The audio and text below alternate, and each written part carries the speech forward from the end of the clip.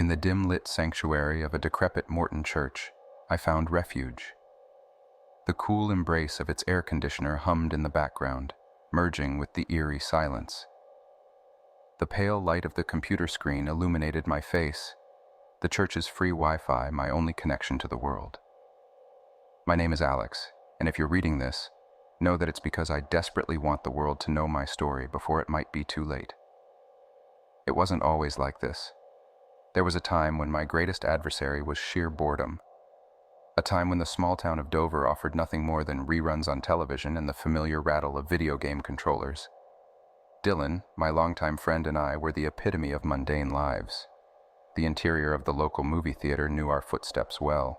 Day in and day out, we mopped up the stubborn soda stains and picked up after the clumsy patrons who thought their tickets included littering services. All that for a meager minimum wage.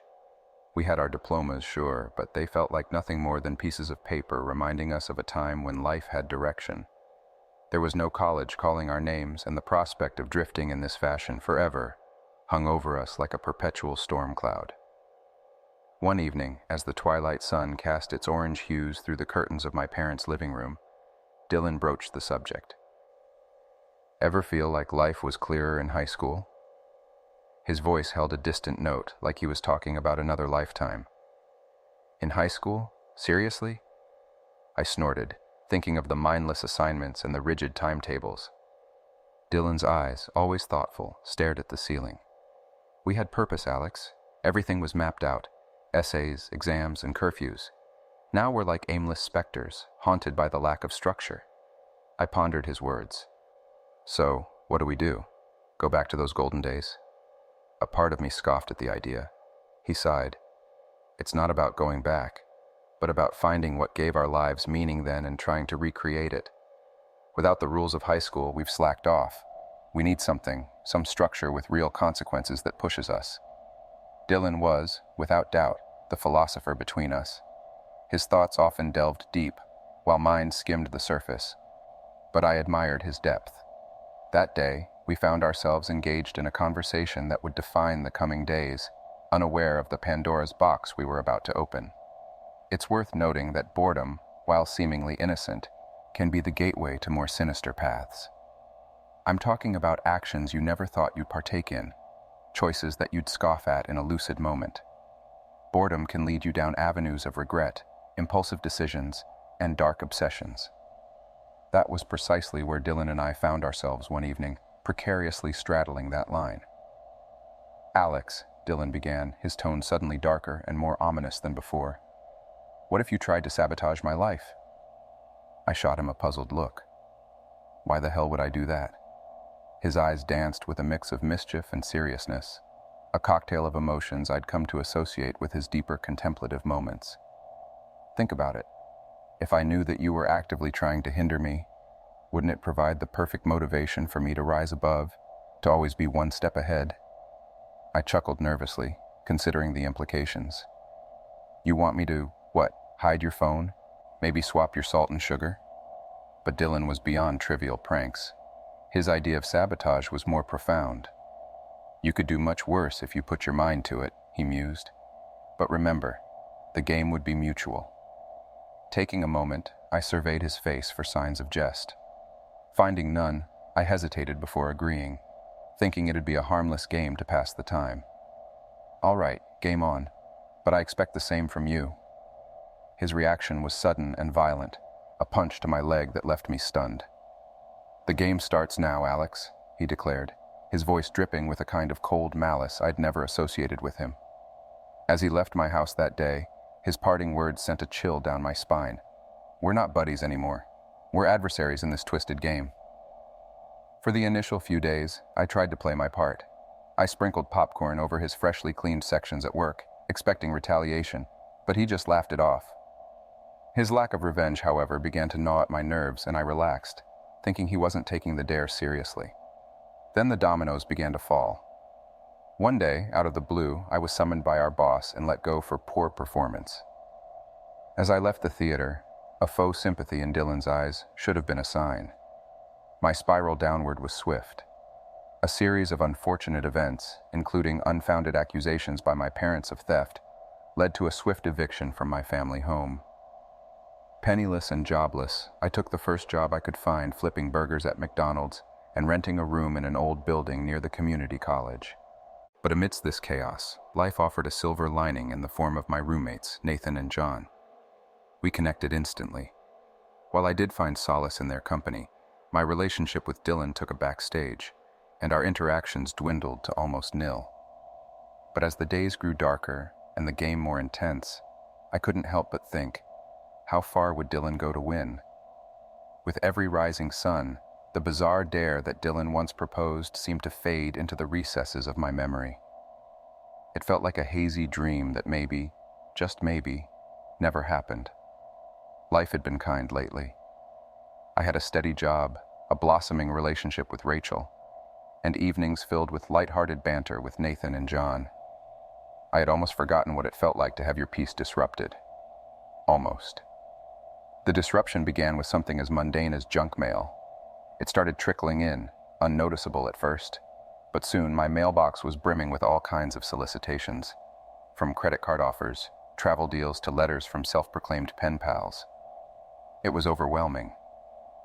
Nathan and John, always the jesters, saw this as another opportunity for their antics, playfully raining the junk mail over me when I returned from work, declaring me the king of mail. While it lightened the situation momentarily, deep down, a kernel of concern was sprouting. Determined to stem the tide, we decided to tackle this menace head-on. Armed with snacks and determination, we sat down, making a mission out of unsubscribing from every unsolicited mailer. The initial success, however, was ephemeral. The deluge returned, fiercer, more personal, and frankly, more intrusive. Parallel to the physical mail chaos, my digital space started getting equally cluttered. My inbox, once an organized space, now resembled a fish market on its busiest day. The junk wasn't limited to my mail either. Browsing Facebook one day, I stumbled upon a doppelganger account. It had my photos, but coupled with disturbing content. What unnerved me more were certain photos I couldn't place, ones I hadn't uploaded or even clicked.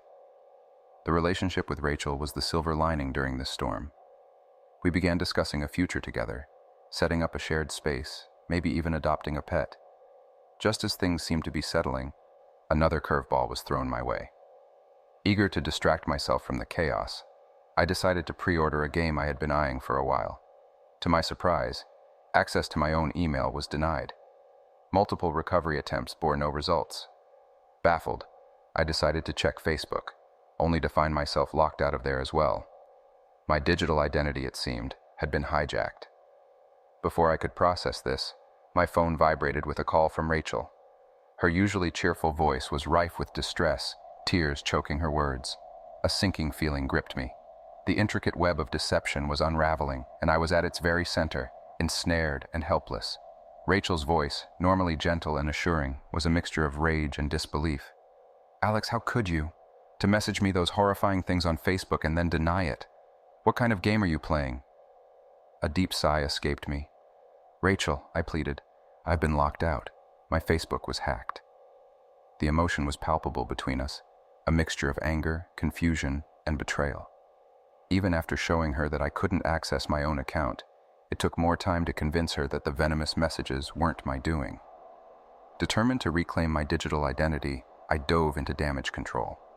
With Facebook's support, I purged the obscene content and faced a barrage of messages from concerned friends and family. And, as if to add insult to injury, my Twitter and Instagram weren't spared either. The hacker was not only prolific, but also seemed to have a particular vendetta against me. The following days were a blur of password resets, calls with support teams, and a heightened sense of paranoia. To ensure I wouldn't be easy prey again, I meticulously crafted passwords that would make even cryptographers blink twice. These alphanumeric labyrinths were penned down and securely tucked away in my dresser, away from prying eyes. I believed this would be the end of my troubles. How mistaken I was. The sinking feeling returned when, only a week later, I found myself digitally exiled once more. As frustration mounted, a suggestion to check for keyloggers seemed my last straw. And sure enough, behind the imposing tower of my desktop, I found an inconspicuous USB stick. The sinister reality dawned upon me as the repair technician confirmed its nefarious function. Reeling from this breach of my personal space, the worst was yet to come. Skimming through my mountainous junk mail, my heart nearly stopped when I chanced upon not one, but 3 credit card bills. Bills for cards I never signed up for. The looming specter of identity theft was no longer just a specter. Someone had taken tangible actions against my financial stability. Remembering the numerous sermons from my parents on the dangers of credit cards, I felt a sinking feeling. Racing against time, I alerted the credit card companies, contesting these false claims. Not stopping there, I quickly placed a 90-day fraud alert on my credit with ScoreMax. With every step I took to regain control, the weight of the situation grew heavier. The gravity of the hack wasn't just digital anymore. It was personal, financial, and deeply invasive. The game had shifted from mere online trolling to a full-scale attack on my life. The kind gentleman at ScoreMax, sensing the gravity of my situation, began guiding me through the process, much like a lighthouse guiding ships through a stormy night. He emphasized the importance of examining my credit report meticulously. "You need to be vigilant," he stressed. "This isn't just about your credit score. It's about your life and financial future." Following his instructions, I journeyed into the depths of my credit history. The task was to pinpoint anomalies and draft a complaint to the National Trade Authority. But this wasn't just any letter. It was an SOS, a desperate plea for assistance in the face of a digital onslaught. Once done, the next step was to involve local law enforcement. The daunting weight of bureaucracy felt crushing, especially when I was the one wronged. Yet I tread on. The realization that the tentacles of identity theft could stretch further prompted me to ring Nathan. After moments that felt like hours, Nathan's relieved voice confirmed he was in the clear. "You should probably have Rachel check too," he added, a tremor of concern in his voice. Thankfully, her finances hadn't been tampered with either. I took a moment to inform them about the legal entitlement to annual credit reports, urging them to monitor their credit histories regularly. We scheduled reminders, ensuring we remained ever vigilant. When I first stumbled upon those fraudulent credit bills, I had hoped against hope that perhaps my parents, in some well-meaning parental gesture, had opened accounts on my behalf. But their worried voices soon dispelled that notion. Their own investigation led to a shocking discovery: 15 unauthorized accounts between them. I felt a mix of fury and trepidation. The tendrils of this cybernetic menace seemed to be reaching out farther and more personally than I could have ever imagined. When the detailed bills arrived, a grim story began to unfold. Over the past year, a staggering amount had been squandered. Every charge felt like a stab, a personal affront. The deceitful brilliance of the hacker became clear as I realized that the barrage of junk mail I received was likely intentional, a clever ruse to camouflage the real, detrimental bills. While the initial transactions hinted at regular purchases, it was the word Bitcoin that made my heart skip a beat. My rudimentary understanding labeled it a decentralized digital currency, but as I delved deeper, its attraction for identity thieves became apparent.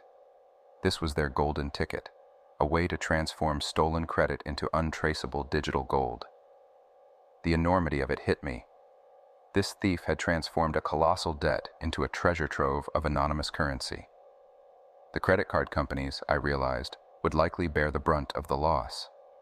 But what was even more disconcerting was that this digital marauder had the means and motive to wreak further havoc on my life. I would soon discover the depth of their malevolence and the shocking revelation of their identity.